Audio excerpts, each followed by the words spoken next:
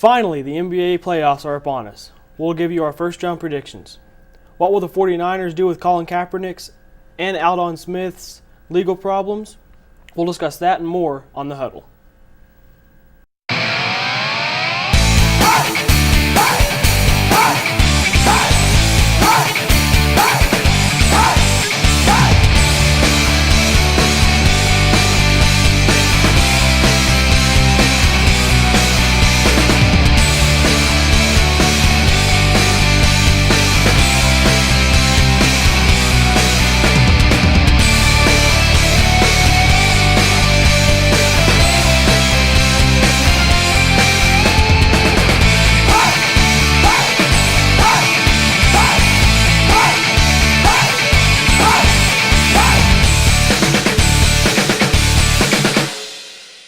Welcome back to The Huddle. I'm Shane Carnahan alongside Shantae Clay. First, we're going to talk about the Western Conference. Yep. The first team, the number one team, the Spurs, are taking on the number 8 team, the Dallas Mavericks. So, what do you think about the Mavericks and Spurs? I'm actually a fan of both teams. I mean, both representing the Texas area. I think both of them have strong programs. And I'm excited to kind of see how that series goes along. I mean, looking at their roster and comparisons, I mean, I'm a big fan of Tim Duncan. I think he's done wonderful jobs down in the post. And although Spurs carry a stronger and, I guess you could say, older program with a lot of more experience, I do think that Vince Carter and Dirk Nowitzki can definitely handle theirs and down on the court and get things done. I'm probably in favor of Spurs with this series here, and I'm thinking, I would say 2-5.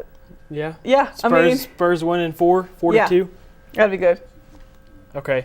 Yeah, I agree with that. The Spurs have been together a lot longer, like you said. Mm-hmm. Tony Parker and Tim Duncan, it seems like they've always been in San Antonio, along with Manu Ginobili. Mm-hmm. Leonard, really a great outside shooter. Yep. Probably one of the best in the NBA, beat only by Steph Curry. He's probably the only one I can think of that shoots better than Kawhi Leonard. And I think he's overlooked a lot too, overshadowed a little bit. I mean, he doesn't say a lot. He doesn't kind of put his opinion out there, but I definitely think he holds his own on the court, and he does a great job for them. And, I mean, although he's a starter now, he definitely does a lot as far as playing his role well. Yeah. And then the Mavericks won it a couple years ago, 2011. Dirk Nowitzki, a huge part of that, but they've also lost a couple players. Yep. Jason Kidd has retired, moved on to coach the Brooklyn Nets, who are in the playoffs. Yep. And so it'll be interesting to see how things go from there. But we've got the number 2 Thunder against the number 7 Memphis Grizzlies. Yep. The Thunder really started off kind of strong, and then they've kind of fell apart in the middle of the season. They got stronger again towards the end of the season to shore down that number 2 spot. What do you think about the Thunder and the Grizzlies? Well, I'm definitely rooting for the Thunder between this series. I'm a huge fan of the Thunder and kind of what they've the team they brought together, especially after losing a great scorer to Houston. But I definitely think that they have a lot to bring, especially Kevin Durant. He's probably one of my, I mean, obviously probably going to be a all-time scorer this year and MVP of this year. He definitely carries that team strong. I mean, I think a good purpose of them kind of falling off a little bit could be because of Russell Westbrook. I mean, he does a great job, but I don't think he's clicking with his team as much as he used to before that injury. And so I'm kind of giving this series a sweep to Thunder. And you're talking about James Harden, who left the Thunder, went to Houston. Yep. And Houston also in the playoffs. We'll talk about them in a couple of minutes. I think they're the 4th seed in the playoffs. Okay. And let's move on to the Clippers and the Warriors. Okay. The Golden State Warriors. That's who we were talking about. Steph Curry, he's on that team. Clippers have Chris Paul and Blake Griffin. I don't know why I couldn't think of his name. One of the biggest dunkers in the league, and I couldn't think of his name. Yeah. The Clippers are called Lob City for a reason. Yeah. They've got DeAndre Jordan, Blake Griffin, both have great ups, can jump.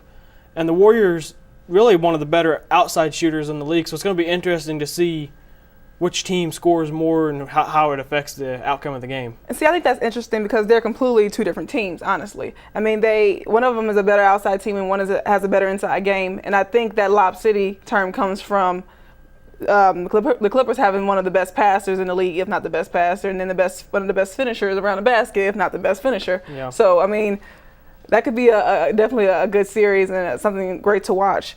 I mean, I do like Danny Granger. I think he does a lot for them when Blake Griffin is not at his best, and Jamal Crawford too. I mean, he's a great scorer, and unfortunately, Stephen Curry is thought to be a future MVP because of what he does as far as assists and points. I'm pretty sure he had 40 and 21 or something like that, like crazy numbers recently.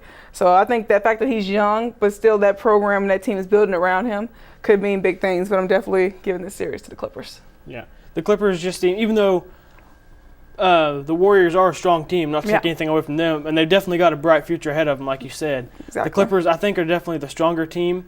And I would say whichever team walks out of here with the win is probably going to go to the final two in the Western Conference. In the Western Conference. In the Western Conference, I got you. And it'll come down. I'm saying the Western Conference will probably come down to the Clippers and the Thunder. Okay. And then whichever out of those two teams move on. I can see that happening. But if these two teams are so strong that if the Warriors beat the Clippers, they've got a good chance of moving on to beat some of the other teams too, I think. Yeah. Because, I think this would be a good starter game for them to kind of push past a lot of other teams. Yeah. But I mean, the playoffs is a whole different ball game. I think, it's the season is fun to watch, but the playoffs is when players actually play defense, when they're actually trying a little bit harder because it's meaning more to them now. Like, it's down to the wire. Right. So I mean, I'm interested to see how their skills really play off and how they kind of build camaraderie between each other and kind of grow. So. And then this is probably going to be the best series in round one. The Houston and the Houston Rockets and the Portland Trailblazers. Yeah. 4 and 5 in the Western Conference. Yep. It's probably going to be one of the best because they're probably two of the most underrated teams in the NBA. I agree. I definitely agree. They're both definitely two of the best. Yeah. And it's going to be, and the Trailblazers really came alive this season. So it'll be interesting to see how things work out for them going into the playoffs. Okay. And I like Houston's team. I mean, I'm a huge fan of Dwight Howard. A lot of people probably won't agree with me right now. He had a couple ups and downs with injuries, but I definitely think he's strong in the post, and he's a force to reckon with. And I think a lot of people look past him, and I don't see how. I mean, he's a big guy standing down there defending and scoring, but I mean, it's just a matter of them coming together and doing what they need to do to beat the Trailblazers. However, LaMarcus Aldridge has done big things this year. I mean, it's kind of like his coming out year to me, and I think he's just an amazing player, and I wonder who's going to be able to guard him. That's probably my only big thing. I mean, Trailblazers has a very strong team, and they're young, so they have all the energy in the world to kind of keep pushing and move on through this series. But I'm probably going to give it to Houston. Yeah, I mean, you're talking about who is going to guard LaMarcus Aldridge. Yeah. James Harden, a lot of people talk about his offensive play, but he's really one of the best defenders in the league. That's a good point. And so I think it'll be interesting to watch the matchup between those two because I think if Houston puts anyone besides James Harden on LaMarcus Aldridge, it'll be a huge loss for them. Yeah. Because no one on that team, I mean, I'm looking, Jeremy Lin and Chandler Parsons are really the only other two outside guys that they have. Mm-hmm. And Lin is really more of a scorer than he is a defensive guy. And Parsons is just a guy that's just kind of out there and he can score whenever you give him the ball. Yeah. So, I mean, James Harden, definitely the best defender on that team. LaMarcus Aldridge has to be guarded by Harden. But I'm almost afraid that the staff from Houston does not want to put Harden in a foul-out position where he's going to end up in foul trouble by halftime or anything like that. So I'm wondering if he will guard Aldridge, although he does kind of bring in a lot of fouls and kind of gets to the line. So I'm just hoping that situation doesn't come because in that case, that kind of puts Houston at a disadvantage. Yeah. And moving on to the Eastern Conference, yep. We've got the number 1 seed Pacers against the number 8 seed Hawks. And it was kind of interesting to watch all year long the Heat and the Pacers fight back and forth for that number 1 seed. You've seen many commercials with them battling when their game's coming up. And it's interesting to see, And the Pacers finally beat them out for it. And so we've got the Pacers versus the Hawks here. And the Pacers, a lot like the Thunder, they started off strong, then they fell apart. That's when the Heat took over, and now they've come back alive here in the second half of the season, and the Pacers have the number 1 seed now. So who do you think is going to walk away? Pacers, Hawks, who's going to win?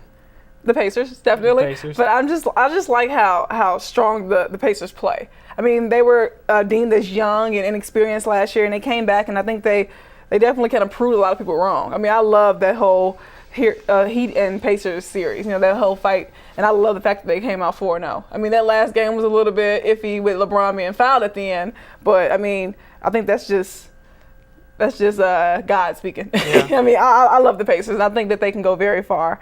I mean, they have Paul George. I think they can definitely take over and possibly win championship. Yeah. I mean, that's what I'm thinking. So.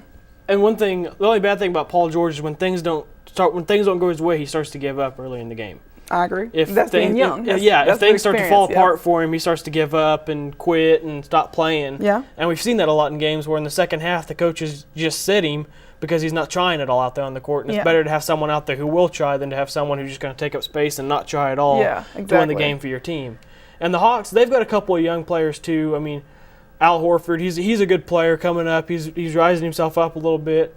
But the Pacers, I think you're right. The Pacers are going to walk away with this one easily. Yeah. And then please send a sweep. Yeah, All right. Yeah. 4-0. Maybe one game. I might give the Hawks one game, but that's just because the Pacers rest their starters. Exactly. I might give the Hawks one game. Common. Yeah, we heard about that one. But other than that, I think the Pacers walk away with an easy series win. And then just talked about them, the Heat and the Bobcats. The Heat, of course, everybody knows about them. LeBron James, Dwayne Wade, Chris Bosh, Birdman, Chris Anderson, all the big names that they have down there, and yet still number 2 seed in the Eastern Conference. Well, at one point, they just wasn't getting the job done. I mean, they obviously have some great scores, and I think at some point they just wasn't, trying their hardest in games, maybe not taking it as seriously.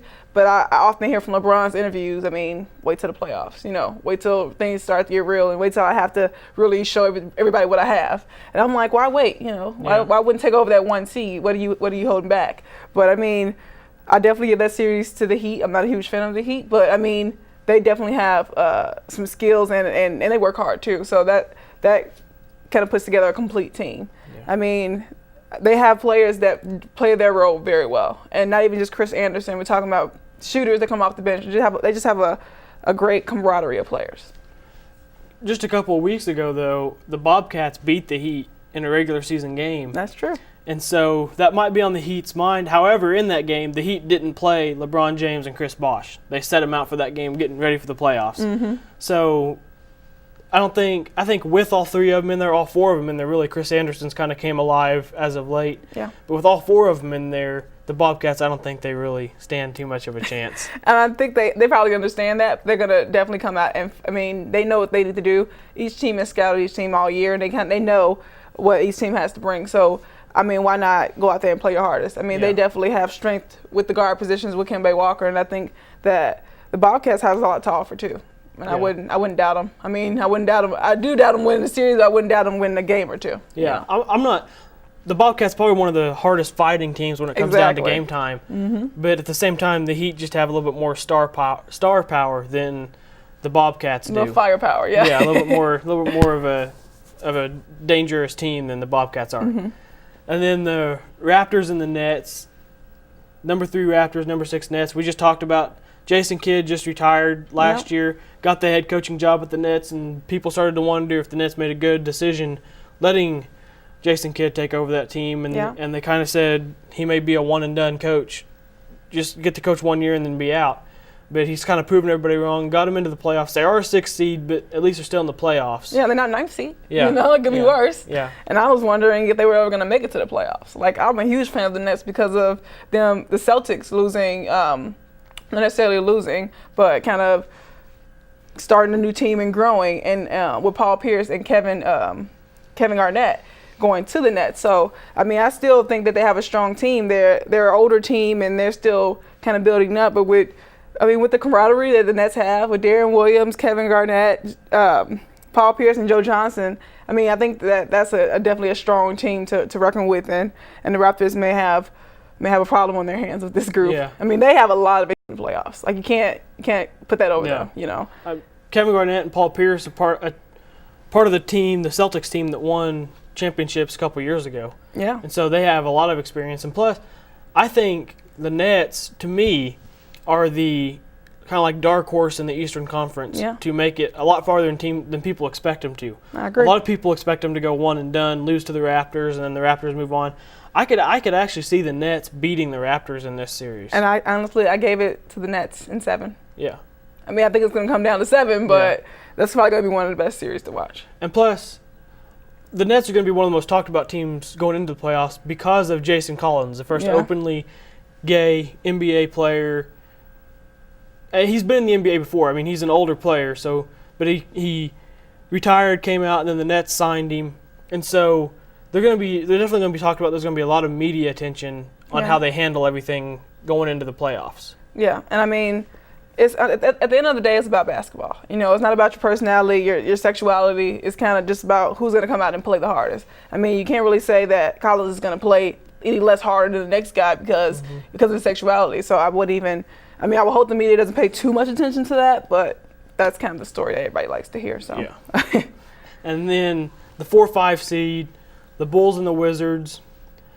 Bulls playing, obviously, for I think like the third year in a row. Yeah. Without Derrick Rose. He's been hurt the last 2 or 3 years. Like 2.5, yeah. Yeah. And so they're playing without him. They're kind of getting a good bench team going for whenever he does come back. Yeah. But we've got Joakim Noah, probably the backbone of that team without Derrick Rose there. Yeah. And then on the Wizards, we got John Wall, a young player. I think this is only his second or third year in the NBA. Yeah. Bradley Beal, Marcin Gortat, a bunch of really good players. Nene, yeah. A bunch of good players on the Wizards. So this is probably, just like the Western Conference, probably going to be one of the better series to watch. And I agree. I mean, I'm from Chicago, so I obviously love the Bulls. And, I mean, I would hope that Derrick Rose could come back and do some big things in the playoffs. I think that's one of the biggest stories to talk about is he coming back. Like, Derrick Rose with a question mark over his face. Like, you never know. He's been practicing. You know, he's been doing a lot of shooting workouts, and they've been broadcasted. But, I mean, whether or not he's going to come back, we don't know. I mean, if anything, I think the Bulls holding out that secret weapon is one of their best kind of intangibles that nobody's really knowing if they should scout or not. And I think that could be a huge addition to them. I mean, Joakim Noah and Jimmer Fredette as a shooter as well. He's after that shoulder, he's came back and done big things. And I mean, him being a shooter, shoulder means everything, you know. Yeah. And I just think Jimmy Butler and Joakim Noah are some of the hardest workers in the NBA, and I think they can get that job done with this series by themselves. But they're obviously going to need everybody kind of contributing. But Joakim Noah, MVP candidate, he does a lot for the Bulls. And I know a lot of Bulls players were they were ready for the season. Derrick Rose is back, and then a couple weeks into the season, he tears his MCL, and you could just everywhere in the country, you could kind of hear everybody in Chicago go, "Oh no, yeah, it happened again." Couldn't be. And so it'll be interesting to see because when he got injured, this is when they expected him to come back was playoff time. Yeah. And so it'll be interesting to see if he does come back, and when he does come back, if he'll be a help or a hindrance to the Bulls, because you've played so long without somebody, it'd be kind of difficult to work him back into the system and get him going again without throwing something else off. And I agree, and that's just like the Westbrook issue with Kevin Durant, and if he should have the ball or Westbrook should have the ball or who should take the next shot. I mean, it's all a big conspiracy, but at the end of the day, does that player help or hinder you, like you said? And I mean, I think the Bulls could definitely use Derrick Rose. I mean, it's definitely a disadvantage to a team to guard him, and you can't really ignore him because it's Derrick Rose. So what can you do? But that could definitely throw some teams off. All right. Moving on, we're going to move on to NFL stuff. We've got the 49ers have had a little bit of trouble with some of their players this offseason. Colin Kaepernick, their quarterback, he's in trouble down in Florida. He hasn't been arrested or anything, but he's under investigation for what they're calling suspicious activity. And during this time, the 49ers and Kaepernick have agreed to call off the contract talks for a little while until this case in Florida is resolved. And the only thing that's going on is Kaepernick and a couple other a Seahawks wide receiver and a 49ers wide receiver were all down in Florida partying, and a girl came out and said that Colin Kaepernick had sexual relations with her. Kaepernick is, of course, denying the allegations, but Like assault. yeah, a sexual assault. And But I heard it was with Chili from TLC. Is that true? I haven't heard that, Okay. so I don't know about that. Let's But say that might have heightened the story a little Yeah. bit, but okay. But the only problem with her story is that she admits to them smoking pot. She admits to them drinking. But she remembers walking into her room, and the last thing she remembers is Kaepernick and the other two guys opening the door, her yelling at them to get out, them closing the door, walking off, and then she blacks out and doesn't wake up till the next morning when she's in the hospital. Okay. So that's the only problem with her story is Yeah, there's it's a not huge gap consistent. in her story Yeah. of, well, was it them or did someone else in the party walk in? And Yeah. so it's a huge problem there. But it doesn't look like the NFL is going to take any kind of action against Colin Kaepernick. Okay. It looks like he's going to be able to play next year, which is going to be huge for the 49ers because it's hard to lose your starting quarterback. Yeah, especially when that's what you're practicing with, that's what you know, and that's what your team is used to. Yeah. I mean, it'll be kind of sad to start all over and kind of take away a strong player to something like this. That's not really a strong case to go with. So, kind of wishing the best for Kaepernick right now. I mean, my advice to athletes: don't put yourself in that position. Yeah. I mean, don't even give someone that opportunity to accuse you of anything. Yeah. So just kind of stay away from it all. I mean, you don't have to worry about being on the news the next day. Yeah. So. And then Aldon Smith, he star linebacker for the 49ers, Yeah. was arrested and charged for a false bomb report at the Los Angeles International Airport.